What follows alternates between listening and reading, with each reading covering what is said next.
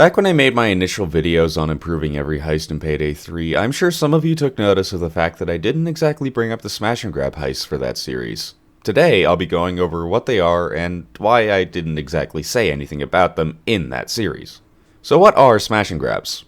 For a little backstory for those of you that weren't there for the phrase that will give a sense of dread to any Payday fan, that is, significantly reduced investment from the beginning of year 2, smash and grabs were made as a result of that.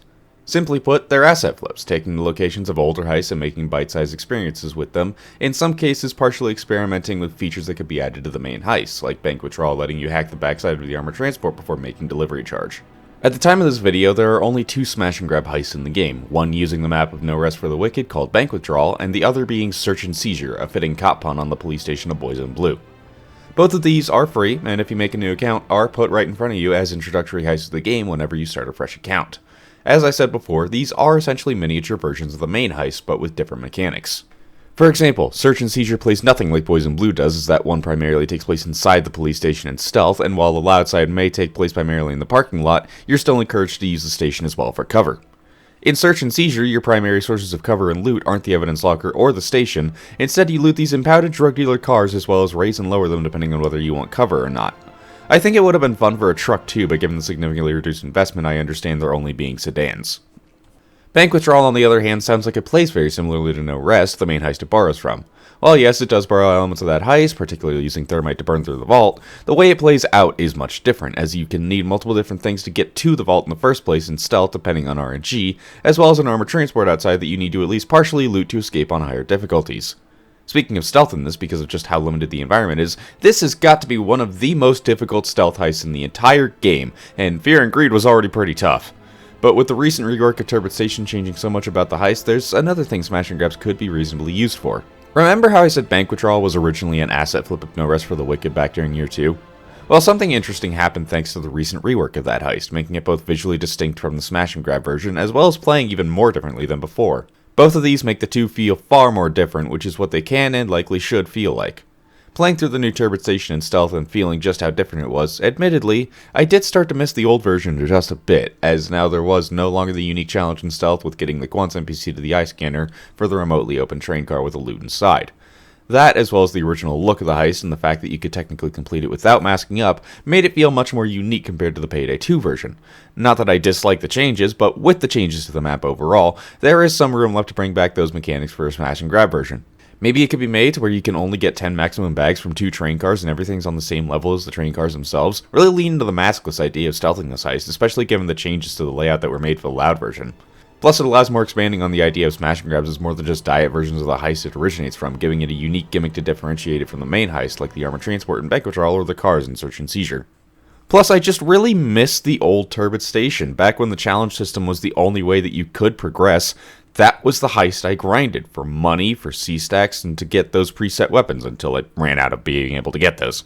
I own all of them. But my point with bringing up the old Turbot Station is saying that smash and grabs can also justifiably be used to preserve these old assets, especially after reworks when, there's going to be even more of them down the road, and if any of them are on the same level as No Rest for the Wicked and Turbot Station, why not reuse the old map for a smash and grab? Some people are going to like the assets and want them preserved anyway, so. The major point of smash and grab heists, though, is to be an introduction to the game for newer players, or at least that's what's being told to us. Being realistic, I feel like these are also serving as a way to experiment with new features to add into future heists, like expanding on the lowering DOC van from Boys in Blue, or alternate ways to enter the armored transport from Road Rage that would be expanded upon further in Delivery Charge. Do they work well as an introduction to the game for newer players? I don't think that's untrue, but their purpose should be for more than purely the onboarding process. Why do I say that? I'm going to sidetrack a bit here to mention Hitman. Again. In the world of assassination games, the missions are split into different maps, so let's look at Sapienza as an example. There's the main mission that has the most things in it, but there's also even more extra missions with different targets and even map decor, like the movie set, Patient Zero, Sarajevo 6-Man. I must have really loved Sapienza. Point is, this is the same map refreshed multiple times for different purposes, and it works despite how lazy it can seem on the surface because of the way it's structured. More content never hurt, after all. But what does that have to do with Payday? As it stands now, whenever you open the map for picking a heist, the smash and grabs are right next to their main heist counterpart. Instead, I think it would be better for some heists like these to be picking a location, and then entering a sub-menu to pick a specific heist within that location, deciding whether you want the main heist or the smash and grab version. In that sense, these can be used for some more particular things, like experimenting with spawns for contracts and the like, say, using it to spawn in as a specific civilian that you need to kidnap or kill to finish off your contract that you can access once you've reached the final mission of said contract. There's already some slight grounds for that with the light reading you can do on the computer and syntax error that could lead to a smash and grab for the penthouse and touch the sky. This also isn't too dissimilar an idea to Hitman's elusive targets either, where the map is essentially reused for a single target that has unique dialogue and NPCs in specific areas where the map is effectively unchanged otherwise. Unless it's one of the paid ones apparently, because those really like changing specific areas of the map. Just don't bring over the one and done aspect of elusive targets from that game, please. Alternatively, they can be used for things like showcasing new things that could be done when the engine is inevitably upgraded, like destruction physics for something like stealing the massive centerpiece and under the surface, or actually being lifted up through the skylight of Rock the Cradle when you escape in Loud. These aren't things that I think would justify making an entirely new heist, and sure, there's an argument to be made that the RNG should be a thing on the main heist as well, but smash and grabs realistically could serve two purposes. Small introductory heists that for veteran players can serve as build testing heists, but on the development side of things, being grads to experiment with any number of things they feel can or should be messed with.